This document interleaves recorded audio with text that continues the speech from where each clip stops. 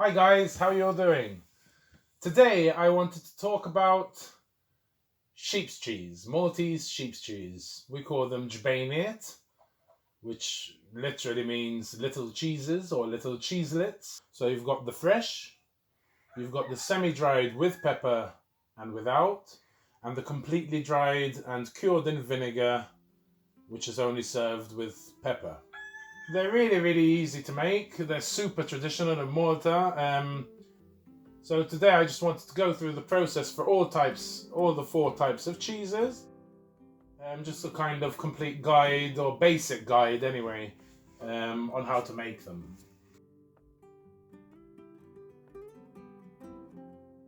These are the baskets that we use to let the cheese set.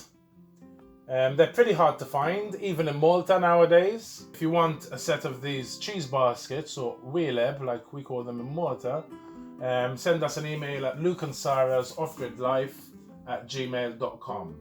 And if we get enough requests, we'll see what we can do. Okay, so if you're using pasteurized milk, you need to heat it up to body temperature, around 38 degrees Celsius. You can use cow's or even goat's milk, but sheep is the best. I got some sheep's milk from a local farm, so I'm going to have to pasteurize it. When it comes to pasteurizing, you can have two options. You can either heat it up to 63 degrees Celsius and keep it there for 30 minutes, or else heat it up to 74 and keep it there for 15 seconds. Once you've pasteurized the milk, you can add the salt. I put 1 gram per litre, and then I put more later, I'll tell you about it later. And you want to wait for this milk to cool back down to 38 degrees Celsius, back to body temperature, if you pasteurized. In the meantime, we'll mix up the rennet. Now always follow the instructions of the particular rennet that you have. So I just mix mine with about 10 parts of water. Mix it all together, just make sure it's really well combined. And then we can pour it into the milk once it's cooled down to 38 degrees. In goes the rennet, mix it really well, and now we wait. Oh yeah, I forgot to mention that make sure that even when if you're using pasteurized milk and you're heating it up to 38 degrees to body temperature, make sure that you continuously stir it so it doesn't catch at the bottom. Alright, cover it up and wait. In about an hour we should be good. Yep, after an hour the curd has all set, so we can pull them out with our baskets. Wheeleb, we call them. Now, by the time you fill all of them, the first ones you would have filled would they're separate a bit, so just top them up at the end, just so you have big Gbejniet, nice size ones. Once you've filled them up, you want to salt the outside, so just sprinkle them. I use fine salt. In Malta they used to use thick rock salt, sea salt, but it's a bit too thick. I prefer using fine. And then after about an hour, where they're loose enough to come out like this, look how beautiful they are. Turn them all over, so just go from one container into another, it's really easy, and sprinkle them again with salt. Then we'll leave them in the fridge overnight, and they'll be ready.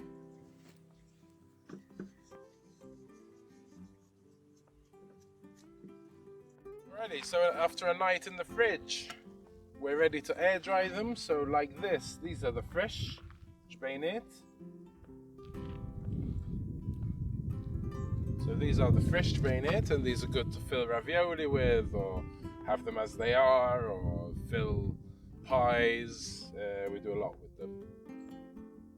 They're yummy. But thankfully it's a beautiful day, and it is a beautiful day tomorrow, supposedly. So this should give us a few days to air dry these. At least it's not raining, which would be a problem.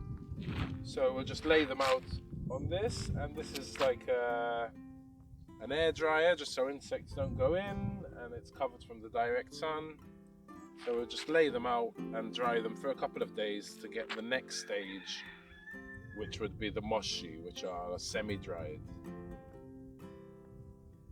So I'll just lay them all out here.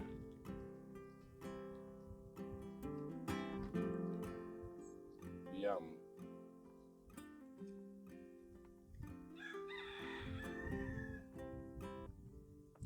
I got 47 cheeselets out of the 10 litres, which is pretty good.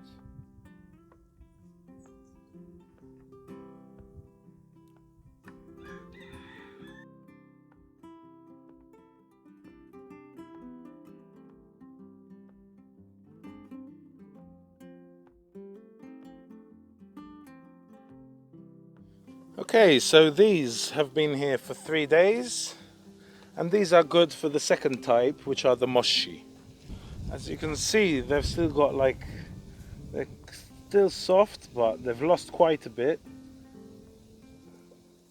So at this stage, I take out the ones I want. I think I'll take 8. Okay, yum. So now I'll show you how to make these inside with pepper, or to eat them as they are like this. These we're going to leave for another 2 or 3 days. They're not quite there, so we'll come back to these soon. Okay, so these are the second type, the semi-dried, the white, without pepper, semi-dried Gbejniet. We call them Gbejniet Moxxi bojod. Yum. So now we can make the pepper ones. All we need is some fresh black pepper, and just pound it as fine or as thick as you like. And then I'll just grab the Gbejniet, dip them. I'm using a white wine vinegar. Traditionally people use malt vinegar, but I prefer using white wine, it's not as potent. Just dip them in and then into the crushed black pepper. And that's your third type, the peppered, semi-dried sheep's cheese. Or we call them Gbejniet Moxxi tal-bzar. Yum.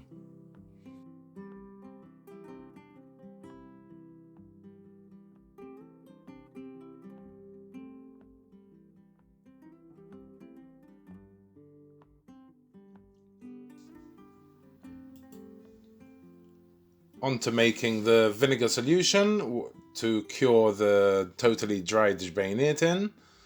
Over here I'm using white wine vinegar, and I use 1 part of vinegar to half a part of water so it's not too strong.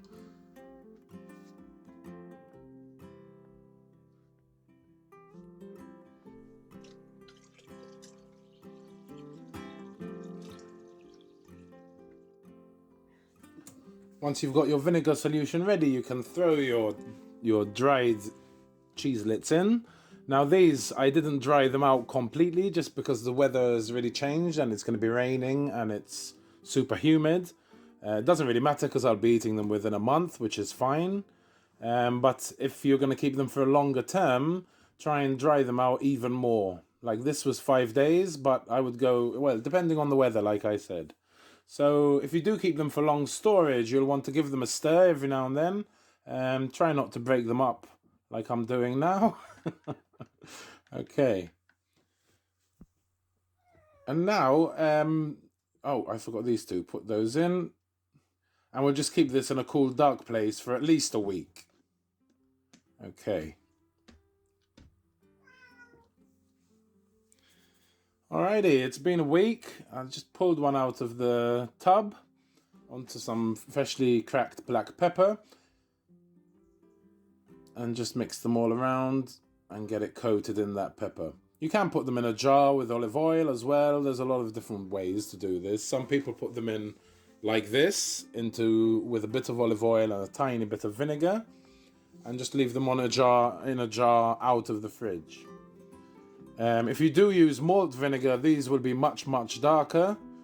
And you'll see it kind of penetrating the cheeselet from the outside towards the middle.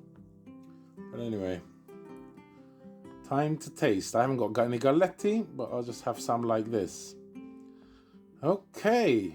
Hopefully this will help you guys to be a bit more confident when making all these types of Gbejniet. And if you've never heard of them, I definitely recommend giving them a try because every Maltese person absolutely loves them. So we definitely recommend giving them a shot.